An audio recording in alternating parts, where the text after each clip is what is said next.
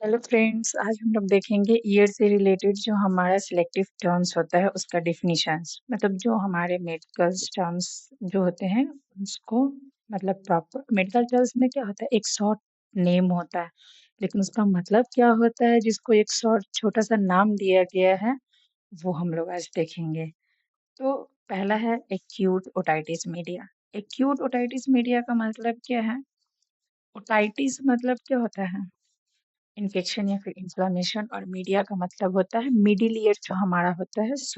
हमारे ईयर्स में क्या होता है कि ना थ्री पार्ट्स होता है, external ear, middle ear and inner ear. जो हमारा एक्सटर्नल ईयर होता है उस साइड हमारा वैक्स होता है, ईयर कैनाल होता है, जो हमारा पिन्ना हुआ, जो हमारा कार्टिलेज हुआ, वो हमारा हुआ। और जो हमारा मिडिल ईयर हुआ, मिडिल ईयर में हमारा क्या रहता है, टेम्पैनिक मेम्ब्रेन रहता है, जो हमारे थ्री बोन्स है, स्टेपस बोन्स, इनकस मैलस, वो हमारा रहता है मिडिल ईयर में। और जो हमारा इनर ईयर हुआ, इनर ईयर में हमारा क्या रहता है, वेस्टिबुलर कोक्लियर नर्व होता है, कोक्लिया रहता है, जहाँ से हमारे को क्या बोलता है, इम्पल्स जनरेट होता है, जो हमारा रिस्पॉन्स करता है, जो भी हमको सुनाई देता है उसको। तो उसी तरह से इसमें क्या बोल रहे हैं ना कि जो हमारा मिडिल ईयर है उसमें अगर इन्फेक्शन हो रहा है या फिर इन्फ्लामेशन हो रहा है, और वो इन्फेक्शन और इन्फ्लामेशन 6 वीक से कम है, तो हम लोग बोलेंगे एक्यूट ओटाइटिस मीडिया। नेक्स्ट हम लोग का क्या है, कोक्लिया। सेकेंड हम लोग का क्या है, कोक्लिया। कोक्लिया का मतलब क्या है, इसमें क्या बोल रहा है, spiral shaped fluid field inner ear structure, it is lined with cilia that move when vibrated and cause a nerve impulse to form। इसमें बोल रहा है कि जो हमारा इनर ईयर है, जो हम मैं अभी बताई कि जो हमारा थर्ड ईयर पार्ट है, इनर ईयर, उसमें हमारा क्या है, वेस्टिबुलर कोक्लिया होता है। तो उसी को कोक्लिया भी बोलते हैं। तो वो हमारा क्या रहता है, घोंघा शेप में रहता है। घोंघा किस तरह से रहता है, स्पाइरल शेप में रहता है। उसी तरह से वो हमारा क्या है, स्पाइरल शेप में है। और उसमें क्या रहता है ना, इंडोलिव फ्लूइड जो होता है ना, वो उसमें फिल्ड रहता है। और वो हमारा क्या है, जो हमारा इनर ईयर है उसका स्ट्रक्चर है। उसमें क्या बोल रहा है इसमें कि उसमें सीलिया होता है, जैसे हमारे स्किन पे हेयर्स होते हैं, उसी तरह से जो कोक्लिया होता है उसमें सीलिया होता है। वो क्या करता है, जब साउंड जाता है ना तो वो मूव करता है और वाइब्रेट कर मूव करता है ना, तो वो वाइब्रेट करना स्टार्ट करता है और नर्व इम्पल्स को वो जनरेट करता है। जैसे ही वो नर्व इम्पल्स जनरेट होता है तो हम लोग को पता चलता है क्या बोल रहा है पर्सन, किधर से साउंड आ रहा है। उसके बाद थर्ड में क्या है, कोक्लियर इम्प्लांट्स। कोक्लियर इम्प्लांट्स का कोक्लियर मतलब यही जो कोक्लिया है, जो हमारा घोंघा शेप का है, जो वो है। और इम्प्लांट्स, इम्प्लांट्स का मतलब क्या है, अगर उसमें किसी तरह का प्रॉब्लम आ गया है जिसको हम ठीक नहीं कर सकते हो, तो उसको हम लोग रिमूव करके उसके जगह पे एक इलेक्ट्रिक डिवाइस को हम लोग कनेक्ट करते हैं।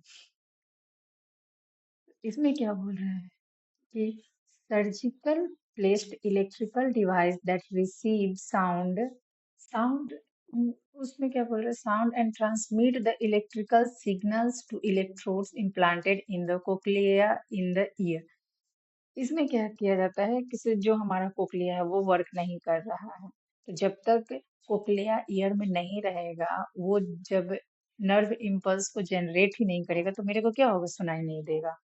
तो उससे क्या होगा, डेफनेस कॉज करेगा। मतलब उसको हिंदी में हम लोग बोलते हैं बहरापन।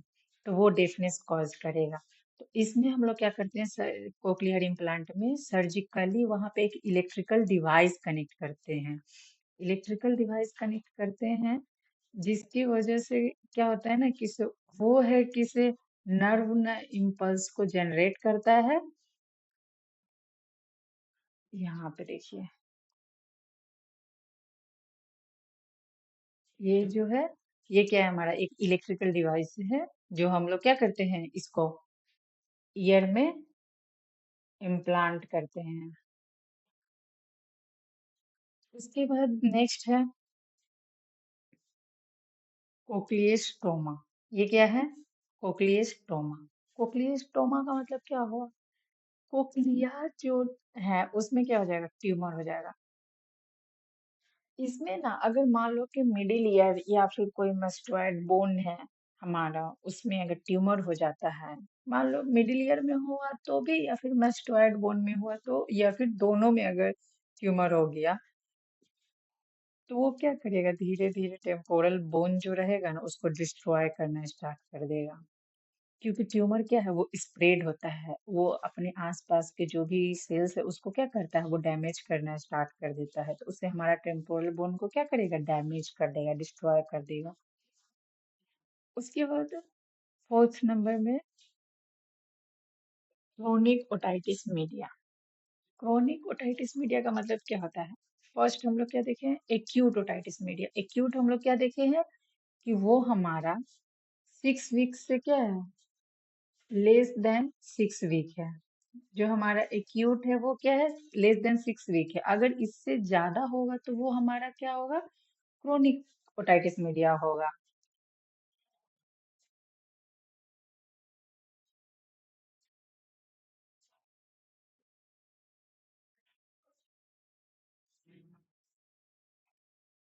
उसके बाद क्या होगा कि क्रोनिक ओटाइटिस मीडिया इसमें क्या बोल रहा है, repeated episode of acute otitis media causing irreversible tissue damage and persistent tympanic membrane perforation.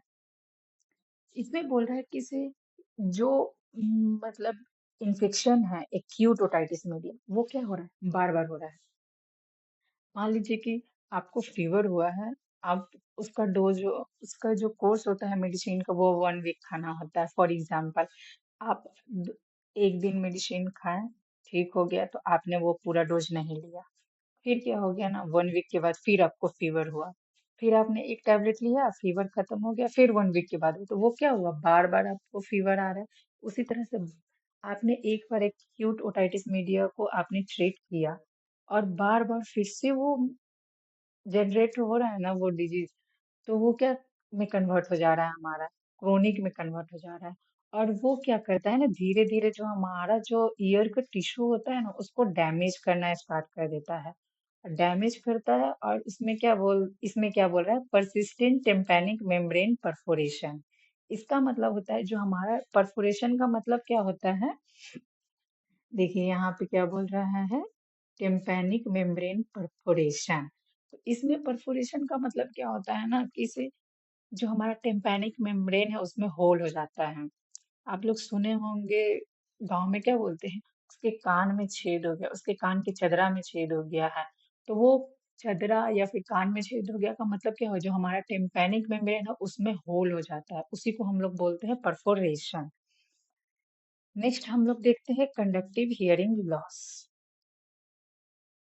Conductive hearing loss का मतलब क्या होता है ना, कि जब हमारा मिडिल ईयर जो है ना वो इफेक्ट हो जाता है, और वो अपना जो साउंड है ना वो इनर ईयर को ट्रांसफर नहीं कर पाता है, वो अनेबल रहता है उस साउंड को ट्रांसफर करने में, तो उसी को हम लोग बोलते हैं कंडक्टिव हियरिंग लॉस।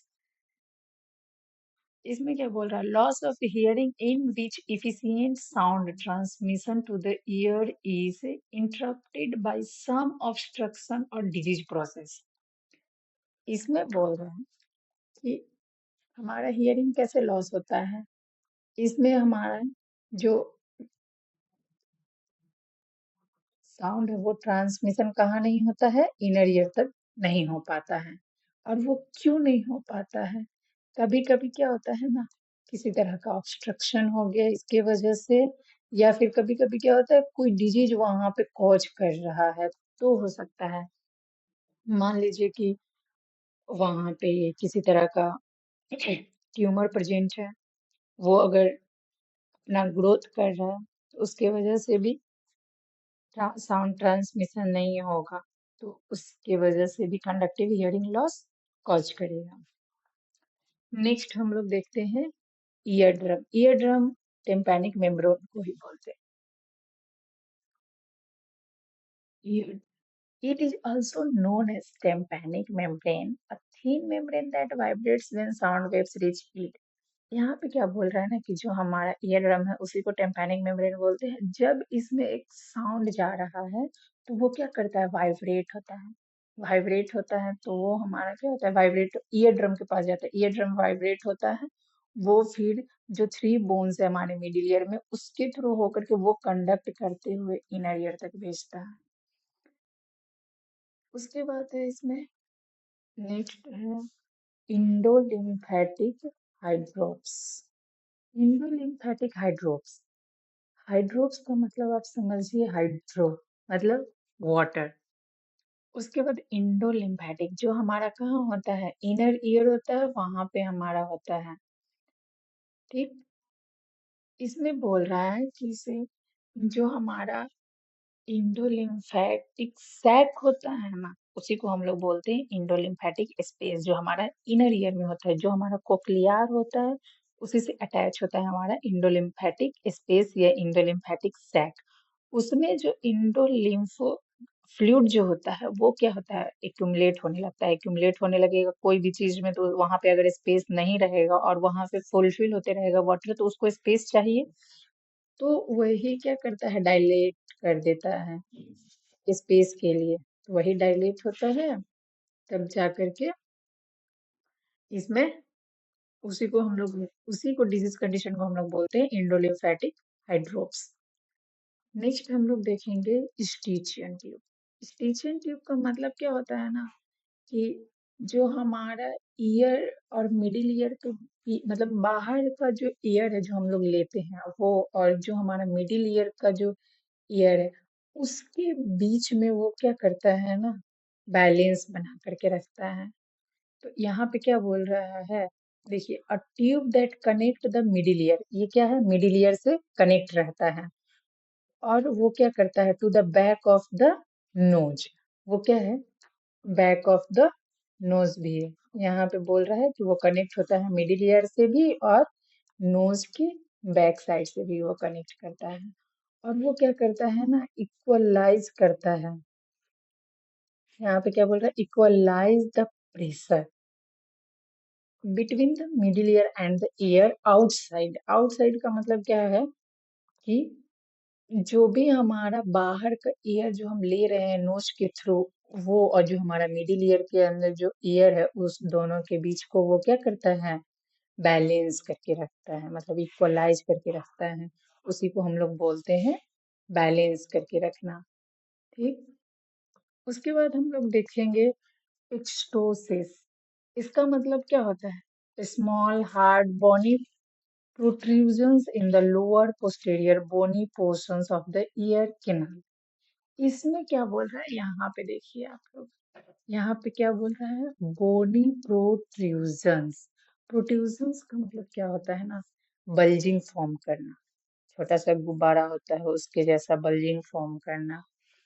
ठीक, जैसे कोई आपको मार दिया और वो वहां पे फूल जाता है, उसी तरह से वहां पे बल्जिंग फॉर्म करता है, उसी को बोलते हैं प्रोट्रूजन।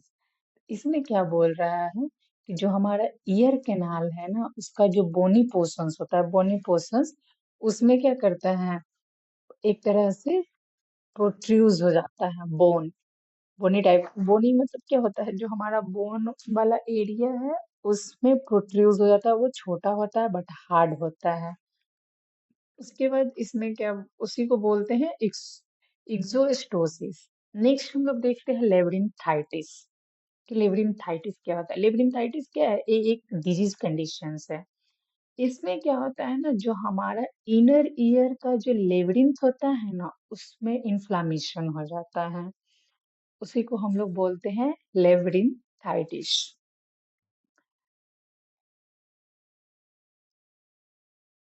नेक्स्ट हम लोग देखते हैं मेस्टोडाइटिस।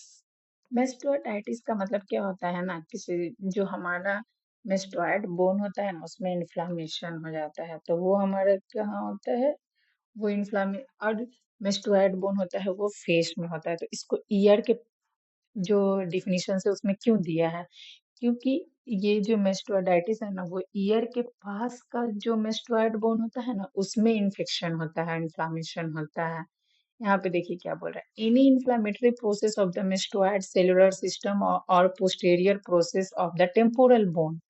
मतलब इसमें क्या बोल रहा है, posterior process of the temporal bone, मतलब जो टेम्पोरल बोन है उसके बैक साइड में ये प्रोसेस होता है, इसीलिए इसको ईयर वाले डिफिनीशंस में दिया गया है। इसमें क्या होता है, जो हमारा मेस्टोइड सेलुलर होता है ना, उसमें इन्फ्लामेशन का प्रोसेस शुरू हो जाता है। और ये जो प्रोसेस होता है वो कहाँ पे शुरू होता है, जो हमारा टेम्पोरल बोन होता है स्कल का, उसके बैक साइड में, मतलब ईयर के बैक साइड में होता है। इसमें क्या होता है ना, इसमें इन्फ्लामेशन होगा तो रेडनेस ये सब कॉज करेगा। एक तरह से एक इन्फेक्शन है, डिजीज कंडीशन है, जो कभी इन्फेक्शन की वजह से हो जाता है, या फिर कभी कभी क्या होता है ना कि इसमें ईयर वैक्स अगर है, ईयर वैक्स को आप रिमूव नहीं करोगे अच्छे तरीके से, हाइजीन नहीं मेंटेन करोगे, तो उसके वजह से भी आप लोगों को मिस्टोइडिस होने का चांसेस रहता है। उसके बाद हम लोग देखेंगे मिडिल ईयर इफ्यूजन्स। इसमें क्या बोलते हैं ना कि जो हमारा मतलब इफ्यूजन का मतलब ही होता है फ्लूइड का एक्युमुलेशन। और यहाँ पे क्या बोल रहा है, मिडिल ईयर, मतलब यहाँ पे क्या हो रहा है ना कि fluid in the middle year without evidence of infections. मतलब इसमें मिडिल ईयर में क्या होता है ना कि फ्लूइड, यहाँ पे क्या बोल रहा है, मिडिल ईयर इफ्यूजन, मतलब है कि मिडिल ईयर में फ्लूइड का एक्युमुलेशन होता है, ठीक। बट यहाँ एक्सप्लेनेशन में क्या बोल रहा है, एक्सप्लेनेशन में विदाउट एविडेंस ऑफ इन्फेक्शन, मतलब कुछ एविडेंस नहीं है कि इसको इन्फेक्शन है, इसकी वजह से फ्लूइड एक्यूमुलेशन हो रहा है, बस इसका फ्लूइड एक्यूमुलेशन हो रहा है, मतलब हो रहा है। डॉक्टर अगर डायग्नोस भी कर रहा है तो उसमें किसी तरह का इन्फेक्शन का एविडेंस पता नहीं चल रहा है, बस ये पता चल रहा है कि इसके मिडिल ईयर में फ्लूइड एक्यूमुलेट हो रहा है। उसके बाद हम लोग देखेंगे मैरिंजोप्लास्टी। ये क्या है, ये एक सर्जरी का नाम है, मैरिंजोप्लास्टी। इसमें क्या बोलता है ना, operation specifically designed to close tympanic membrane defect with use of an operation microscope। इसमें क्या बोलता है ना, यहाँ क्या बोल रहा है कि जो भी यहाँ पे टेम्पैनिक मेम्ब्रेन में डिफेक्ट रहेगा उसको क्या करेगा, क्लोज करेगा। तो हम लोग पहले क्या पढ़े थे, इसके पहले वाले पेज में क्या पढ़े थे, टेम्पैनिक परफोरेशन होता है। तो टेम्पैनिक परफोरेशन का मतलब क्या होता था, हम क्या बोलते थे, टेम्पैनिक मेम्ब्रेन में होल होना। तो यहाँ पे क्या कह रहा है कि जो भी टेम्पैनिक मेम्ब्रेन में डिफेक्ट रहेगा उसको क्लोज करना है। अगर मान लीजिए कि कोई पर्सन है, उसको टेम्पैनिक मेम्ब्रेन परफोरेशन हुआ है, मतलब होल हुआ है, तो उसको अगर सर्जरी करेगा ना उसको क्लोज करने के लिए उस होल को, तो उस सर्जरी का नाम कहाएगा मेरिंजोप्लास्टी। नेक्स्ट हम लोग देखेंगे मैरिंजोटॉमी। इसमें क्या कहा जाता है ना कि ये जो मैरिंजोप्लास्टी होता है ये तो हम लोग माइक्रोस्कोप के थ्रू मतलब करते हैं। और ये जो मैरिंजोटॉमी होता है ना, टॉमी का मतलब होता है कट लगाना। तो इसमें क्या बोल रहा है, इंसिजन इन द टेम्पैनिक में, मतलब किसी तरह का सर्जरी करने के लिए हम लोग अगर टेम्पैनिक मेम्ब्रेन में कट लगाना पड़ रहा है तो उसको हम लोग बोलेंगे मैरिंजोटॉमी। नेक्स्ट हम लोग देखेंगे नेस्टेगमस। नेस्टेगमस का मतलब क्या होगा, इनवॉलेंटरी रिथमिक आई मूवमेंट। इसमें क्या होगा ना कि अगर आप लोग किसी किसी को देखिएगा, किसी उसका अगर ईयर इन्फेक्शन है ना, तो ये हमारा फेस का जो भी पार्ट है ना वो क्या है ना एक दूसरे से कनेक्ट है, या आई ईयर से हो या फिर ईयर नोज से हो, ओके, या फिर नोज हमारा ईयर से कनेक्ट हो, ये सारे क्या है एक दूसरे से कनेक्ट है। तो इसमें क्या होता है ना कि अगर किसी तरह का आई में इन्फेक्शन वगैरह हो तो उसमें क्या होता है ना, हमारा जो आई है ना वो इनवॉलेंटरी मतलब मूवमेंट करने लगेगा। मतलब है कि उसको हम लोग कंट्रोल नहीं कर सकते। इनवॉलेंटरी का मतलब होता है कि जिसको हम लोग कंट्रोल नहीं कर सकते हैं। जैसे हमारा हार्ट बीट है उसको हम लोग कंट्रोल नहीं कर सकते, तो उसको हम लोग बोलते हैं इनवॉलेंट्री। लीवर अपना काम कर रहा है, किडनी अपना काम कर रहा है, पेनक्रियाज अपना काम कर रहा है, उसको हम लोग रोक नहीं सकते हैं, तो उसको हम लोग बोलेंगे इनवॉलेंट्री वर्क। फॉर एग्जाम्पल, आप अगर कोई काम कर रहे हैं, जैसे आप कपड़ा धो रहे हैं, तो कपड़ा आप हाथ से धो रहे हैं, धो रहे हैं, आपको मन करेगा कि हम छोड़ दें कपड़ा धोना, तो आप रुक जाइएगा, तो वो हो गया वॉलेंट्री। आप अपने हैंड पैर पे कंट्रोल कर रहे हैं उस मूवमेंट पे। उसके बाद है ऑसिकुलो प्लास्टिक। ऑसिकुलो प्लास्टिक इसमें क्या है ना, ये भी क्या है एक सर्जरी है जिसमें हमारा जो मिडिल जो ईयर का बोन है, इनका स्मेलर्स स्टेटस, उसमें अगर किसी तरह का डिफेक्ट आया है तो उस उसको सही करने के लिए जो हम लोग सर्जरी करते हैं उसी को बोलते हैं ऑसिकुलोप्लास्टी, जिसमें हमारा जो मिडिल ईयर का बोन रहता है उसको हम लोग रिकंस्ट्रक्ट करते हैं, उसको सही करते हैं। नेक्स्ट है ओटैल्जिया। ओटैल्जिया का मतलब क्या होता है ना कि हमारा जो आई पेन हो ईयर पेन होता है ना उसी को हम लोग बोलते हैं ओटैल्जिया। मान लीजिए कि आपका ईयर है वो पेन हो रहा है या फिर ईयर वैक्स है और उसकी वजह से ईयर आपका पेन कर रहा हो या फिर इन्फेक्शन की वजह से पेन कर रहा हो, एनी रीजन, किसी भी रीजन की वजह से अगर आपका ईयर पेन कर रहा है मतलब उसको हम लोग मेडिकल टर्म में कहेंगे ओटैल्जिया। नेक्स्ट हम लोग देखेंगे ओटाइटिस एक्सटर्ना। ओटाइटिस एक्सटर्ना क्या होता है? इसमें क्या होता है ना, हम बोले आप लोगों को कि थ्री पार्ट्स होता है, एक्सटर्नल, इंटर्न एक्सटर्नल, मिडिल और इंटरनल। जो हमारा एक्सटर्नल ऑडिटरी कैनाल है जहाँ पे हमारा वैक्स होता है, जहाँ पे हम लोग एक किसी अगर वैक्स रहता है या फिर इचिंग वगैरह करता है तो हम लोग क्या करते हैं ना, कोई भी एक्स्ट्रा फॉरेन बॉडी रहता है जैसे पेंसिल हो, पेन हो, सेफ्टी पिन हो, किसी भी चीज से हम लोग क्या करते हैं, उसको पेनिट्रेट करते हैं। तो वो जो पार्ट हुआ ना उसी को हम लोग बोलते हैं एक्सटर्नल ऑडिटरी कनाल। अगर उसमें किसी तरह का इन्फ्लामेशन हो जाता है तो उसको हम लोग बोलते हैं ओटाइटिस एक्सटर्नल।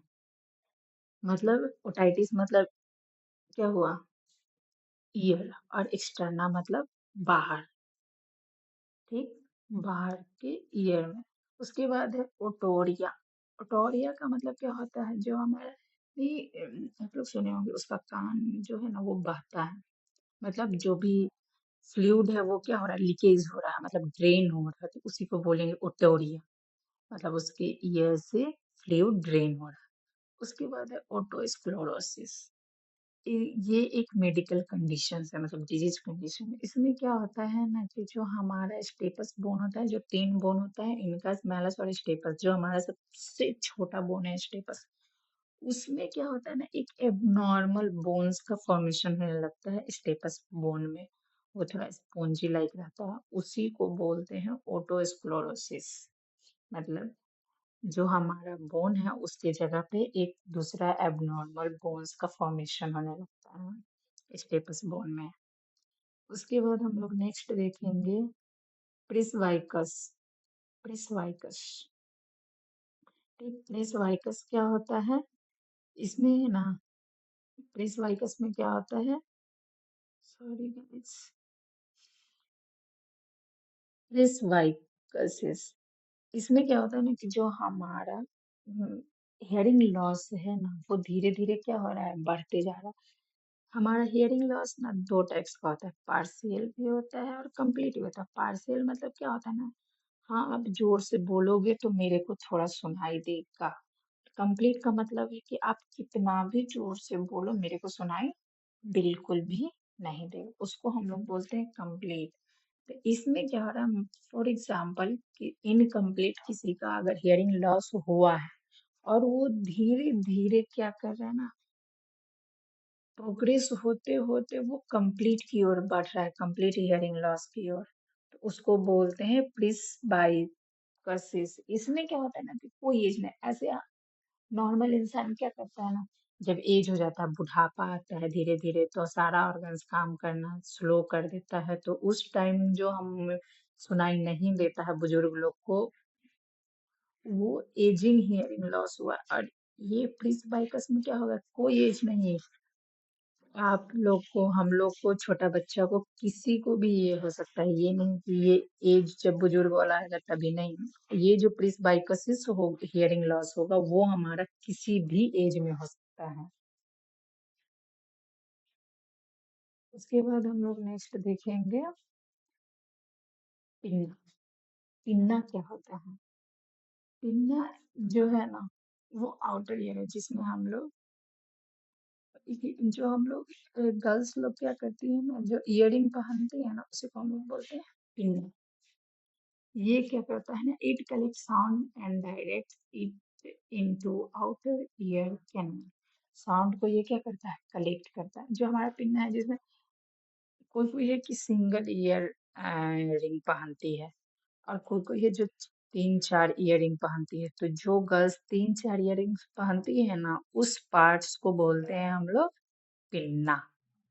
वो क्या करता है ना, वो साउंड को कलेक्ट करता है, और जो हमारा आउटर ईयर कैनाल है, थ्री ईयर्स है, एक्सटर्नल, इंटरनल और मिडिल। तो जो हमारे एक्सटर्नल ईयर में जो ईयर कैनाल है, उसको क्या करता है, डायरेक्ट करता है, मतलब उसकी तरफ वो भेजता है, उसी को हम लोग बोलते हैं पिन्ना।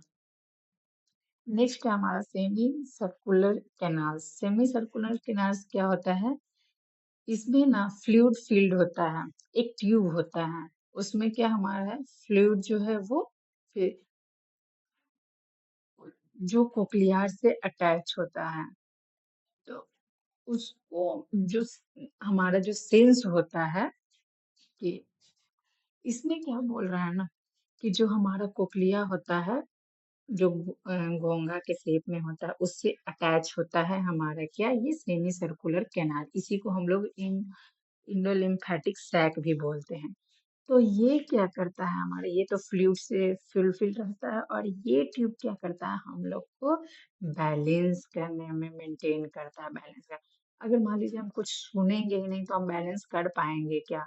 अगर मान लीजिए हम कहीं पे जा रहे हैं, अगर हम गाड़ी का आवाज सुन रहे हैं कि मेरे आगे गाड़ी आ रहा है, तो हम अपने आप को बैलेंस कर पाते हैं कि हमको किधर साइड जाना है, नहीं जाना है, या फिर कोई मेरे को कुछ बोल रहा है तो हम वो बैलेंस कर पाते हैं, सेंस कर पाते हैं कि हाँ मेरे को कौन क्या बोला, किधर से साउंड आया, कि किसको क्या जवाब देना है। ये जो सेंस होता है ना, उस चीज को वो बैलेंस करता है, मेंटेन करता है, इसमें हम लोग को हेल्प करता है वो semi circular canal.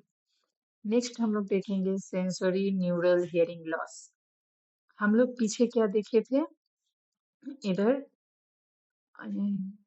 Conductive hearing loss क्या देखे थे हम लोग, यहाँ पे 6 नंबर में कंडक्टिव हियरिंग लॉस। ये हमारा कहाँ हो रहा था, जो मिडिल ईयर है वो अगर इन्फेक्ट हो रहा है उसकी वजह से। यहाँ पे क्या बोल रहा है, सेंसरी न्यूरल लॉस। इसमें क्या होता है कि जो हमारा जो इनर ईयर होता है, कोक्लिया, जो वहां पे जो कोक्लिया नर्व होता है, वही हमारा क्या करता है, नर्व इम्पल्स को जनरेट करता है। तो इसका मतलब है वहां पे क्या होता है, सेंस हमारा जनरेट हो रहा है। तो अगर उसमें किसी तरह का डैमेज हो करके मेरे को सुनाई नहीं दे रहा है, तो उसकी वजह से सेंसरी न्यूरल हियरिंग लॉस को हम लोग बोलते हैं। इसमें क्या बोल रहा है, डिफिनीशन देखिए, loss of hearing related to damage of the in organ of hearing और क्रेनियल नर्व एट और बोथ। मतलब जो हमारा कोक्लियार है वो भी डैमेज हो गया, और कोक्लियार नर्व जो है वो भी हमारा क्या हो गया, डैमेज हो गया। दोनों डैमेज हो या दोनों में से कोई एक डैमेज हो तो हमारा क्या होगा, sensory neural hearing loss. Next है टिनाइटस। टिनाइटस में क्या होता है ना, कि इसे हमारा कान में या फिर हेड में किसी तरह का अनवांटेड नॉइज आता है। मतलब फॉर एग्जांपल, अगर आप 2 दिन 3 दिन फोन को, आप लोग फोन यूज करते हैं, आप फोन को ना 2 दिन या फिर 3 दिन वाइब्रेट मोड में रखिए, और अपने पास रखिए फोन को वाइब्रेट मोड में। जब भी फोन आएगा तो आपको वाइब्रेशन वाला सुनाई देगा कि हाँ मेरा फोन वाइब्रेट कर रहा है। फिर 1 दिन 2 दिन वैसे ही रखिए, फिर तीसरा दिन आप अपने फोन को ना साइलेंट मोड में रख दो। फिर आप क्या फील करो ना कि कभी अगर आपका फोन जो है वो मोबाइल जो है वो आपका बेडरूम में रहेगा, आप अगर बाहर हॉल में भी है ना, फिर भी आपको कभी कभी फील होगा शायद मेरा फोन वाइब्रेट कर रहा है। आपका फोन भले साइलेंट मोड में है, बट आपको वैसा फील होगा कि शायद मेरा फोन वाइब्रेट कर रहा है। ये हो गया हमारा अनवांटेड नॉइज। और जब आप फोन देखने जाइएगा तो मेरा फोन आपका फोन क्या रहेगा, साइलेंट रहेगा, किसी का ना कॉल ना कोई मैसेज। तो वो क्या हुआ, अनवांटेड नॉइज हुआ, जो आपको हेड में भी हो सकता है और ईयर में भी हो सकता है। ओके, उसी को बोलते हैं हम लोग टिनाइटस। नेक्स्ट है टिम्पैनोसेंटेसिस। इसमें क्या होता है ना, कि ये एक प्रोसीजर है डायग्नोसिस, मतलब टिम्पैनोसेंटेसिस क्या है, एक डायग्नोसिस है कोई भी डिजीज कंडीशन को फाइंड आउट करने के लिए। इसमें क्या होता है ना कि हम लोग a diagnostic procedures that gives the clinician assist to acute or chronic middle ear effusions for cultural and other reason. इसमें क्या करता है ना कि कल्चर के लिए जो हमारा मिडिल ईयर है उसमें से कुछ पार्ट्स लेते हैं। अगर फ्लूइड है तो फ्लूइड लेते हैं, या फिर जो हमारे स्किन्स का पार्ट होता है वो लिए, और उससे जो हमारा कल्चर करते हैं और इवेलुएट करते हैं कि आखिर जो पेशेंट मेरे पास आया है उसको कौन सा डिजीज कंडीशन हुआ है, कितने दिन से उसको हुआ होगा, वो जो फाइंड आउट करते हैं उसी को हम लोग बोलते हैं टेम्पैनोसेंटेसिस।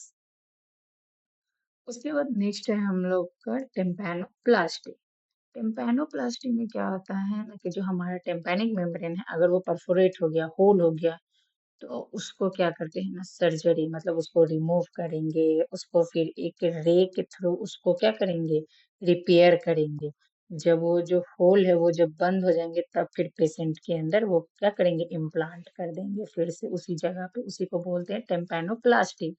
इसके पहले हम लोग एक सर्जरी और देखे थे जो हमारा था टेम्पैनिक मेम्ब्रेन से ही हमारा था वो, और वो क्या था हमारा,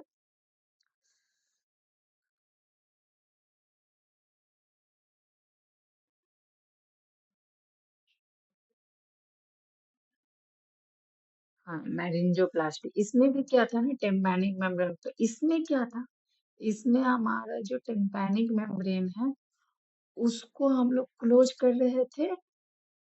किससे क्लोज कर रहे थे, जो माइक्रोस्कोप है उसके थ्रू देख रहे थे कि कहाँ क्या इशू है, और उसको मतलब एक तरह से कहा जाए कि मशीन के थ्रू जो हम ट्रीट कर रहे थे उसको बोलेंगे हम लोग मैरिंजोप्लास्टी। और जो डॉक्टर इंसिजन के थ्रू उसको रिमूव करके बाहर निकाल के उसको रे के थ्रू रिपेयर करके तब फिर उसको इम्प्लांट करेंगे सर्जिकली, उसको बोलेंगे टेम्पैनोप्लास्टी। थैंक्स गाइस, अगर आप लोग के लिए अगर ये इम्पोर्टेंट है तो और भी इंटरेस्टिंग वीडियोस के लिए फॉलो एंड लाइक कमेंट्स करें। थैंक्स।